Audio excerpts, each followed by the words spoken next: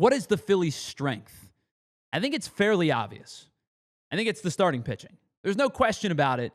This team has ridden its starting pitching all year long to a lot of success. Now, there's a lot of talent in the lineup when it's competing, and we'll talk about what their weakness may be in just a little bit, but this team has benefited from its starting pitching, maybe more so than any other team in the National League, and maybe more so than any other team in all of baseball. They have, to me, the best starting rotation in the game. Now, heading into the season, I believe I picked them second behind the Seattle Mariners. And the Mariners' starting rotation is still really, really good, but they've been banged up with some injuries. Logan Gilbert's missed some time. George Kirby's missed some time. Brian Woo's been really good. But I think the Phillies right this moment have the best starting rotation in all of baseball. Now, numerically, since the All-Star break, they have been pretty good. But throughout the course of the season, they've been really good. They have the third best starting pitching ERA this year in baseball with a 3.40. Only the Milwaukee Brewers and the Texas Rangers have better rotation ERAs for the first 120 games or so of the regular season. They're also just one of 7 teams with multiple complete games this year. And quite frankly, if Cristopher Sanchez made the start that he made on Sunday night against the Tigers 3 weeks ago, he probably would have given them their third complete game, one of only 3 teams to have 3 complete games. But Ethan and I were talking about this before the show started. Starting pitching and rotational depth has changed over the years, and you don't see as many complete games, you don't see as many shutouts. And when you acquire a guy like Yohan Duran, it makes sense, right? You want it, you warm the guy up. It's a 2-0 game. You want to get your elite level closer into the action that you're expecting him to pitch in late September and into the postseason. I had no problem with Rob Thompson, even with Cristopher Sanchez only at 83 or 84 pitches. I had no problem with Rob Thompson going to Duran in that spot because that's the kind of spot that Duran's going to pitch in the postseason. High leverage, back end of the bullpen, 9th inning type of stuff to close the game out.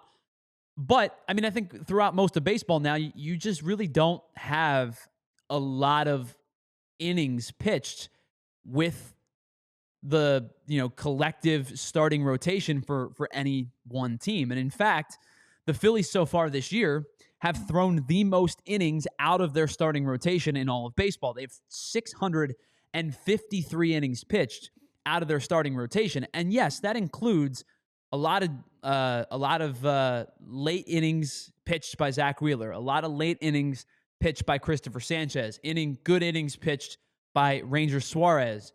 The good starts from Jesus Luzardo tend to go 6 and 7 innings.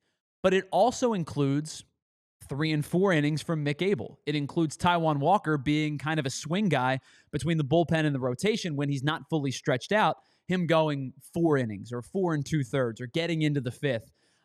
It includes Aaron Nola not pitching well at the beginning of the season.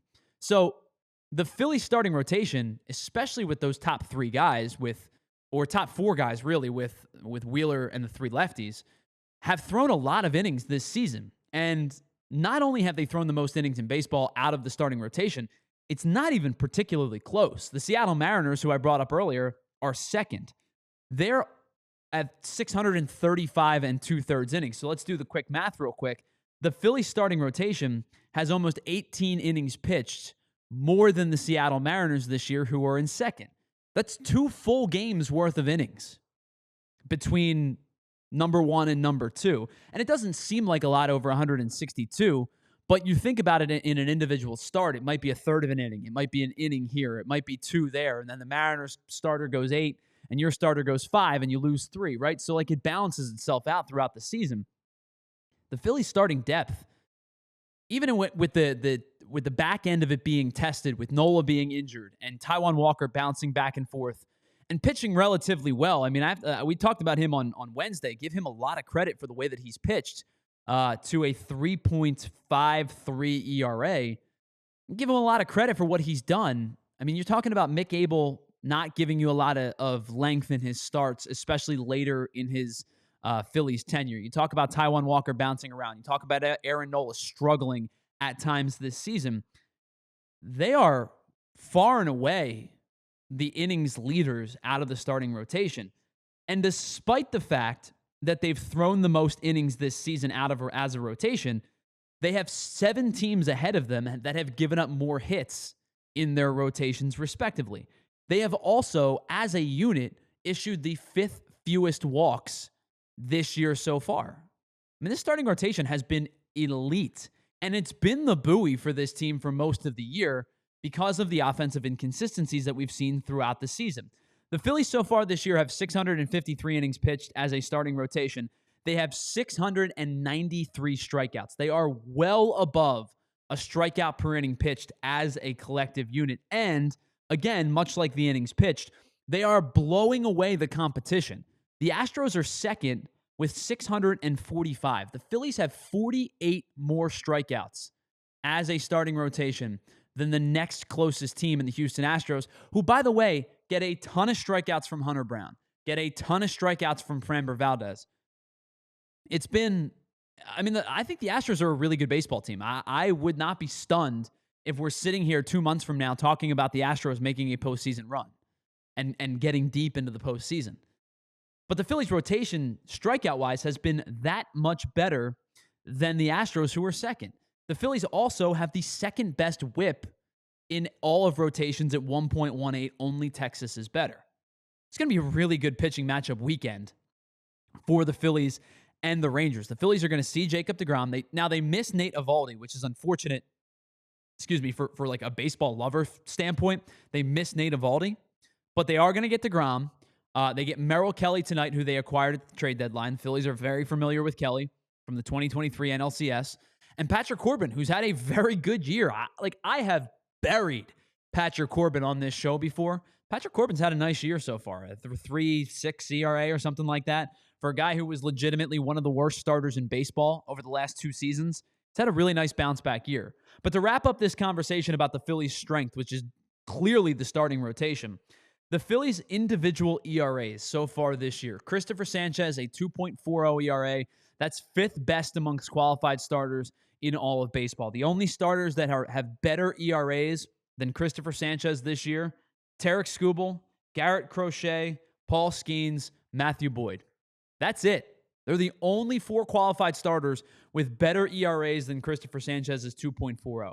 Zack Wheeler, who we've talked about his ERA, has inflated a little bit over the last couple of starts and has been pushed back from Friday to Sunday, is 9th in baseball amongst qualified starters at 2.64. Ranger Suarez, who doesn't qualify because of his amount of innings pitched and the amount of starts that he's made, is at 2.94, even with the rough couple of starts that he's had post-All-Star break. And Taijuan Walker, who, again, not a guy that qualifies because he's only made 13 starts, so far this year has a 3.53 ERA. So if you want to talk about what the strength of the Phillies team is, there's no question about it. The bullpen's gotten better. Their offense has been a little bit more consistent as of late. But there's no question about it. The Phillies' strength this year is their starting rotation. And it continues to be their strength. And it's going to be their strength into the postseason.